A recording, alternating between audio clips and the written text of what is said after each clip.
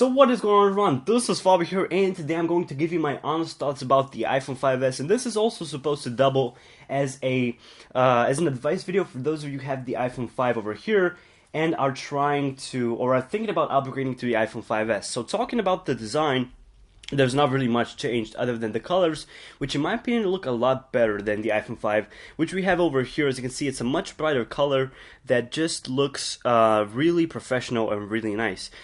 We do have the Touch ID sensor over here, which is a little bit weird at first because it's flat, it doesn't have that rounded design, but we also have the True Tone Flash. But we also have a True Tone Flash, which is supposed to make the pictures shot with the flash that much better. Now, talking about the three main features of the iPhone 5s, which in my opinion are those that you want to take into account if you want to upgrade to the 5s. The first one is the Touch ID sensor. Now, I talked about this when when I talked about the design, but now I want to show you how it works. All you have to do to unlock the device is simply press the home button and keep your thumb on the home button for a little bit longer. As you can see, it's super fast. It goes through the security code. You don't have to enter it anymore, and that's it. It's really nice because you also can go into the App Store and iTunes Store and download apps free and paid without entering the password. And of course, music, movies, TV shows, whatever you want.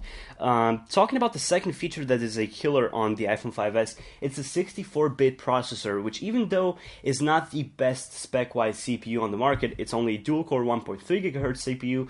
It performs much better than most quad cores found in Android phones or tablets. So this scores about 2,500 points in Geekbench 3, which is amazing for a phone of 2013. One of the other things that I want to talk about is the GPU, which is also very powerful, and it's about, I think, 4 times as powerful as that of the iPhone 5. The third biggest thing about the iPhone 5s is the camera. Now, not only do we have the True Tone Flash, which I'm probably going to put in some pictures of examples of shots taken with the iPhone 5s camera with a True Tone Flash enabled. It also does have some pretty nice camera features found in the camera app. We do have the square and panoramic features like on the iPhone 5, but the panoramic feature actually now allows real-time exposure change, so it makes sure that the whole picture is correctly exposed. And we also have slow-mo now, which is very nice. You can basically take 720p 120 frames per second shots of whatever you want, and it really looks nice when you slow it down.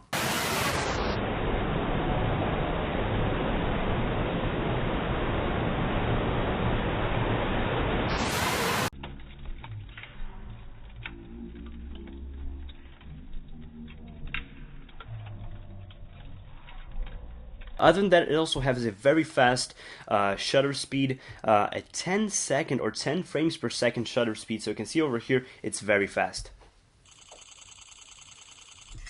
In 2 seconds, I took 22 photos, which is great. Now talking about whether to upgrade or not. If you're coming from an iPhone 5, I think it is not necessarily worth it upgrading. If you want the prettier phone, if you want the latest and greatest, and if you want the commodity of the Touch ID, I would say it's worth it if you are on a plan that allows you to get this phone at a reasonable price. Now, if you want to buy this at full price, it's not really worth it. I would rather tell you guys to wait for the iPhone 6 to come out, and then it will probably be a worthwhile upgrade. If you're coming from an iPhone 4S or an iPhone 4, it's most definitely worth it to upgrade, especially if you're on a 2-year upgrade cycle. The iPhone 4 and the iPhone 4S are both, have both ended their 2-year life cycle, so it's worth it upgrading to the 5S, especially the speed bump you're going to notice is incredible. If you're coming from the Android camp and you want to try an iPhone, this is a great iPhone to try out. Now, if you're coming from a bigger phone Android, or from a bigger screen Android phone, you might have a little bit of a problem at getting adjusted to the small screen. It's a 4-inch screen, it's beautiful, but it's smaller when compared to the Note and even the Galaxy series. But it's a great phone to get you into the iPhone cult, or the iPhone, whatever you want to call it, to get you introduced to the iOS platform.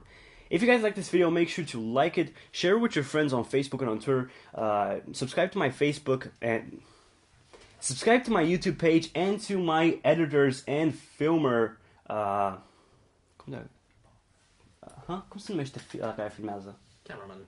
And my make sure to subscribe to my YouTube channel and to my editor and camera and to my cameraman and editor over here, Antonio Dennis at The Geek on YouTube.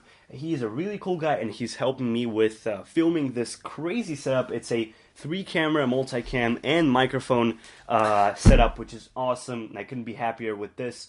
So make sure to like this video, share it with your friends on Facebook and on Twitter. And I said this all again, but it doesn't matter. This phone is awesome, by the way. It's really nice.